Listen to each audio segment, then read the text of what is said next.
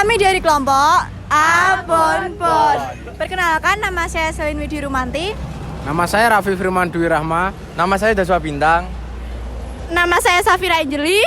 Nama saya Cafela Tesa Putri Vedayana. Nama saya Rimawes Yopeni.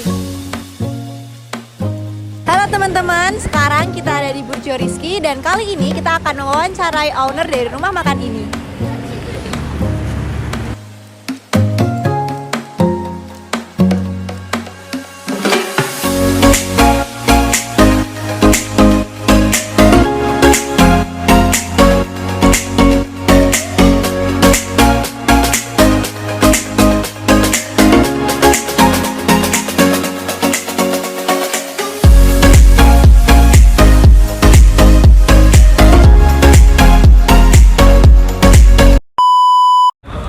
Assalamualaikum warahmatullahi wabarakatuh. Sekarang kita sudah bersama owner dari Burjo Rizky.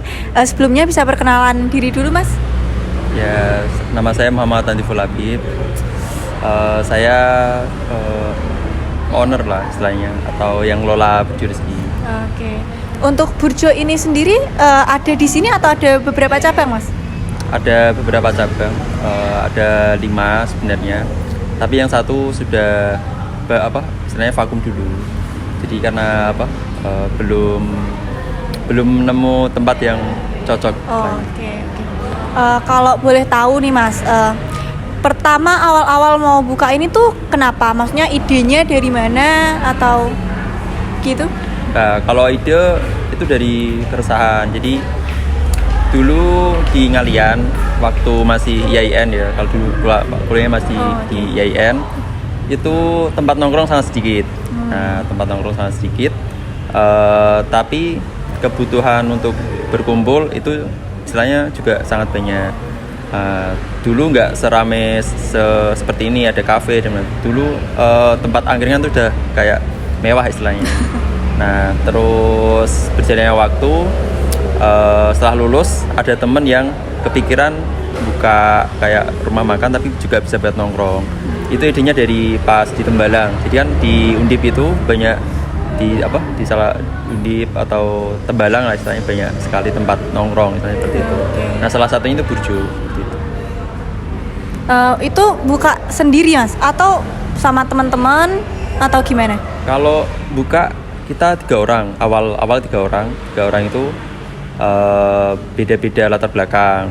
Nah, terus yang satu dari Banyumanik, satu dari Tembalang. Nah, kalau aku kan dari Meranggen istilahnya gitu. Nah, itu kan berbeda itu tapi punya tujuan yang sama. Nah, terus untuk 3 ini punya peran beda-beda. Jadi untuk istilahnya untuk ada yang bagian keuangan, ada bagian pegawai dan lain-lain. Mas, saya mau tanya, tahap-tahap apa sih yang harus dipersiapkan sebelum menjalankan usaha ini?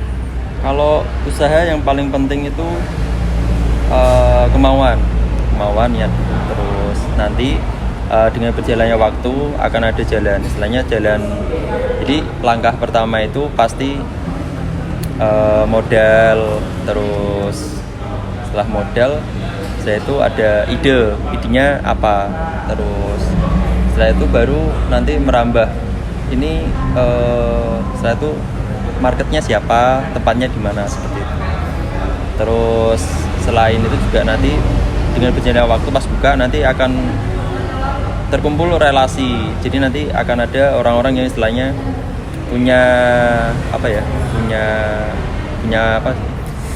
kayak supplier gitu, kayak apa, nanti mereka menawarkan ini, menawarkan itu, nanti kita juga bisa kerjasama. Jadi yang penting itu kemauan dulu, setelah itu baru modal, baru mikir konsep, baru mikir apa. Yang penting kalau memang ada niat usaha ya udah dijalankan dulu, nggak apa-apa. Dulu jurusan manajemen juga, Mas? Kalau saya jurusan hukum ekonomi bisnis, hukum ekonomi Islam. Oke. Mamalah. Nah, jadi teman-teman, ini wawancaranya kita di Burjo yang di daerah Ngalian. Jadi kalau kalian lagi mampir ke Ngalian atau main ke sini, kita bisa mampir di sini. Tempatnya tuh burjonya nggak kayak burjo warung-warung gitu ya, Mas ya. Burjonya tuh setengah-setengah kafe gitu.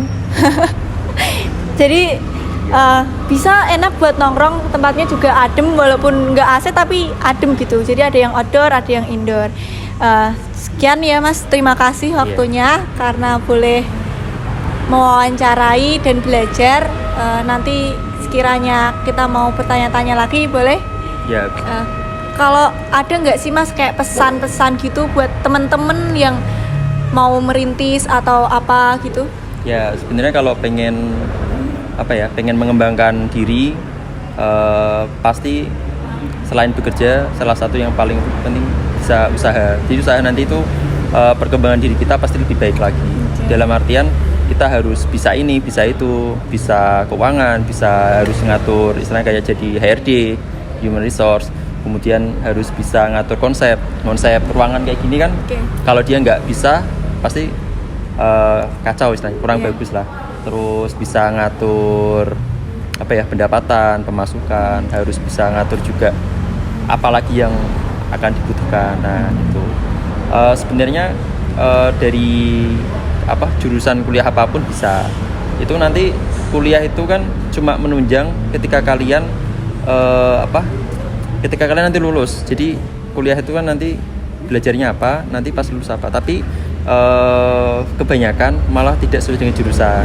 Maka dari itu jangan takut istilahnya kalau mau usaha apapun, jurusan apapun itu relate, nggak ada yang salah.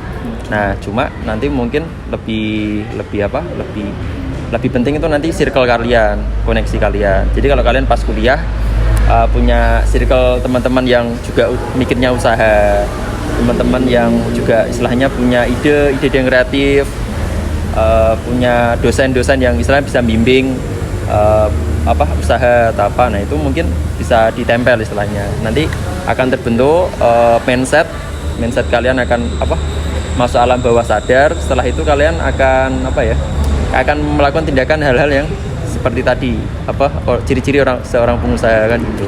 Karena circle kalian dipaksa untuk seperti mereka yang juga pengusaha atau bermental pengusaha seperti itu. Terima kasih Mas. Sekian. Assalamualaikum warahmatullahi wabarakatuh. Dadah.